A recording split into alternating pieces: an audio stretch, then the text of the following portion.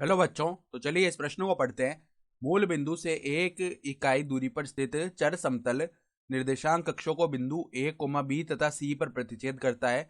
यदि त्रिभुज एबीसी का केंद्रक D X comma Y comma Z संबंध 1/x² plus 1/y² plus 1/z² बराबर के को संतुष्ट करे तो के का मान है। तो यहाँ पर देखो, हमें चारों विकल्पों में से सही विकल्प का चयन करना है। तो प्रश्न में आगे बढ़ने से पहले इस प्रश्न से संबंधित जो मुख्य उदाहरण है उसकी हम चर्चा कर लेते हैं। तो देखो, अंतःखंड रूप में समतल का समीकरण क्या होता है। अंतःखंड रूप में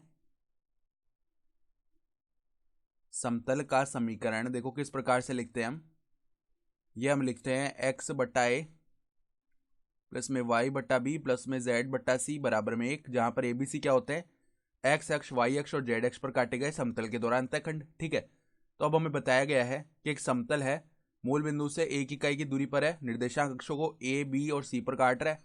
तो मान लेते हैं, हमने माना हमारा जो समतल है उसका समीकरण इस प्रकार का होगा, एक्स बटा ए प्लस में वाई बटा बी प्लस में जेड बटा सी बराबर में 1। तो इधर -1 बराबर 0 ऐसे लिख सकते हैं ना इसे। ठीक है, तो अब ए के निर्देशांक क्या आ जाएंगे, ये ए बिंदु कहाँ पे है, एक्स अक्ष पे। ठीक है, और समतल के द्वारा काटा गया है तो ए के निर्देशांक आ जाएंगे a,0,0। बी के निर्देशांक देखो बी वाई अक्ष पे है तो 0,b,0, और सी के जो निर्देशांक है ना, सी जेड अक्ष पे है तो 0,0,c। अब हमें बताया गया है कि त्रिभुज एबीसी का जो केंद्रक है डी वो इस संबंध को संतुष्ट कर रहा है।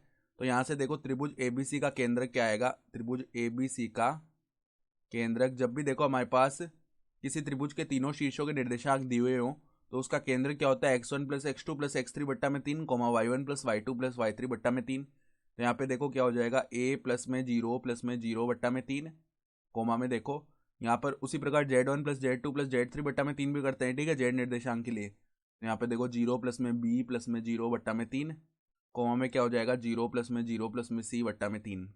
तो जो केंद्रक के निर्देशांक है वो क्या आ गए हमारे, a/3, b/3, कोमा में c/3। सही है, अब हमें बताया गया है कि केंद्रक जो डी है ना वो इस संबंध को संतुष्ट कर रहा है। देखो क्या संबंध है, 1/x² प्लस में 1/y² प्लस में 1/z² बराबर में है किसके, ये बराबर में है के।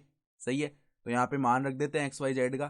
तो 1/a² बट्टा में ऊपर 9 आ जाएगा, उसी प्रकार यहाँ पे 9/b² आ जाएगा, और यहाँ पे 9/c² आ जाएगा, ये के बराबर है। तो अगर यहाँ से हम 1/a² प्लस में 1/b² प्लस में 1/c² का मान निकालेंगे तो वो k/9 के बराबर आएगा। इसको समीकरण 1 बोल देते हैं। तो अब देखो, हमें बताया गया है कि मूल बिंदु से जो है ना समतल एक इकाई की दूरी पे है। तो यहाँ पे देखो, एक इकाई की दूरी क्या आएगी, किसी भी बिंदु से समतल की दूरी कैसे निकालते हैं, बिंदु के जो निर्देशांक है वो समतल के समीकरण में रख देते हैं पहले। ठीक है, मापांक के अंदर। तो मापांक के अंदर देखो, मूल बिंदु के निर्देशांक 0,0,0 होते हैं, तो यहाँ पे केवल माइनस का 1 बच जाएगा। बट्टा में हम क्या करते हैं, देखो वर्गमूल के अंदर जो समतल के समीकरण में एक्स वाई जेड के गुणांक है उनका स्क्वायर करके जोड़ते हैं। तो क्या आएगा हमारे पास, 1/a² प्लस में 1/b² प्लस में 1/ यहाँ पे c² आ गया। तो अब देखो पक्षांतरण कर लेते हैं और स्क्वायर कर लेते हैं, यानी 1/a² प्लस में 1/b² प्लस में 1/c², इसका मान 1 के बराबर आ जाएगा। इसको समीकरण 2 बोल लेते हैं। अब समीकरण 1 और 2 से हम 1/a² plus 1/b² plus 1/c² के मानों को आपस में बराबर रखते हैं। तो k/9 का मान 1 के बराबर आएगा, यानी k का जो मान है ना वो 9 के बराबर आ जाएगा। यानी कि अगर हम विकल्प देखें तो विकल्प जो डी है ना हमारा सही विकल्प हो जाएगा 9। तो आशा करता हूँ कि आपको ये प्रश्न समझ में आया होगा। धन्यवाद।